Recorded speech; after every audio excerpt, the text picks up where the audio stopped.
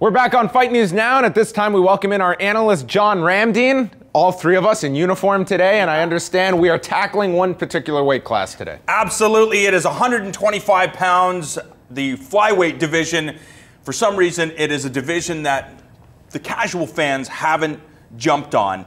You look at the talent in the division. Demetrious Johnson, clearly one of the most skilled fighters in all of mixed martial arts. Then you look at Joseph Benavidez, you look at Ian McCall, who's got his fight coming up in Brazil on the 8th against the hard-hitting John Lineker. When you look at the division, Robin, littered with talent from top to bottom, but why aren't people getting on board? I don't know. It's my job to figure some of this stuff out. I get paid for a living, and I ain't bitching, this is a great job. I get paid for a living to try to figure out things like this about fighting. I'm fairly educated, I've been immersed in it for years.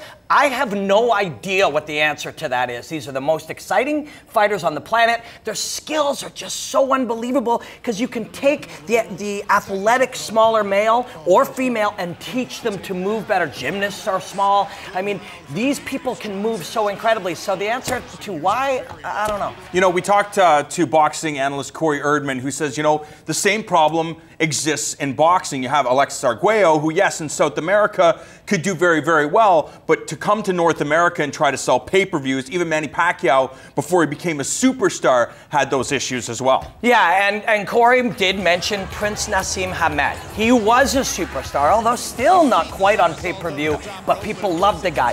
He was incredibly fancy as a fighter and a really compelling personality. So do we not have one of those at 125? Is that the issue? That seems incredibly unfair in a sport where the beauty of the movement of these people, the incredible high level of the combat should be what we're looking at. Ian McCall was recently on the MMA Hour where he says people just don't give a shit about 125-pound fighters. Way to throw yourself under the bus. It's very strange. But he says that one of the reasons why is because Demetrious Johnson, there's no controversy there. That this guy is just a respected martial artist who respects everyone who steps inside of the cage. He goes out, puts on great performances, but doesn't talk trash, doesn't try to create any controversy.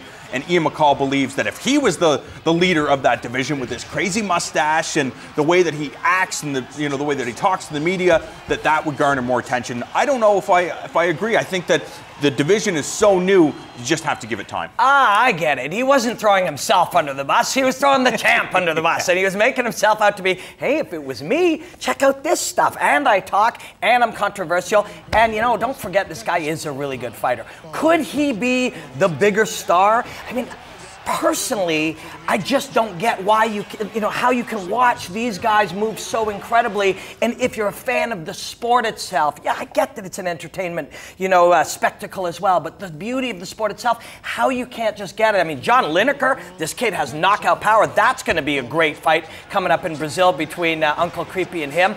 Maybe the winner of that, whether it's a knockout artist from Brazil or a guy who moves so beautifully in and out at distance and has those intangibles, maybe that guy up against Demetrious, who is one of the best fighters ever in the world, maybe that's the fight we need. I think another big issue is the fact that we're kind of running out of challengers for Demetrious Johnson. I'm talking about quality challengers.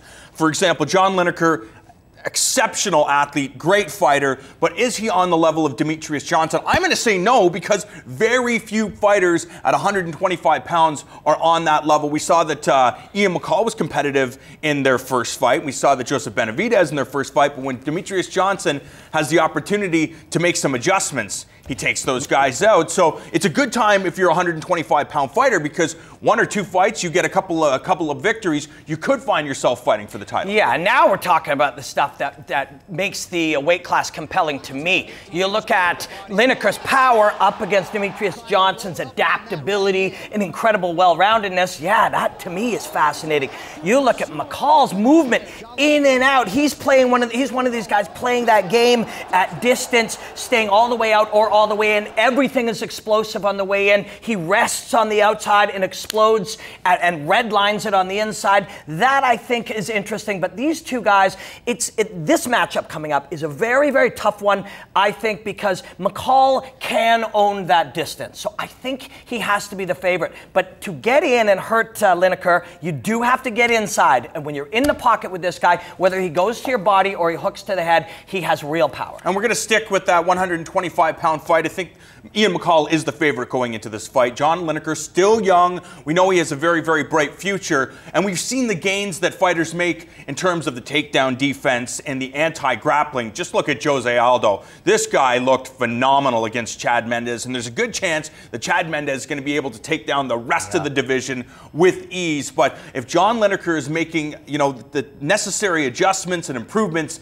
in his takedown defense and his get-up game, man, the sky's the limit for this youngster. Yeah, but we've seen direction in striking, and it's been working. From Frankie Edgar when he fought Sean Shirk, he built a game based on mobility, moving your head on the way in, doing damage, moving your head on the way out, and being mobile again. We've seen that taken to another level by TJ Dillashaw, by Dominic Cruz, and that's kind of the game that Uncle Creepy has mastered here. And people do find it exciting, but it also moves super quickly. It's harder to follow. So I think Lineker's the kind of guy that, from a pure sport perspective, people can look at and go, I get this. If he hits you with this thing, you go down. But I love the fight. I love the way these two match up. I'm going to switch over, talk about the champion at 125 pounds, DJ Demetrius Johnson. Now, for your opinion, should he stay at this weight class? Of course, 125 pounds, he rules it with an iron fist. Or should he take super fights? For example, move up to 135 pounds, face off with Uriah Faber. I think it would give him, more exposure. I think it would be a competitive fight. And I think people coming out of that fight would say, wow, I want to see this guy more. Well, you know what? When we were talking to Corey, that same conversation,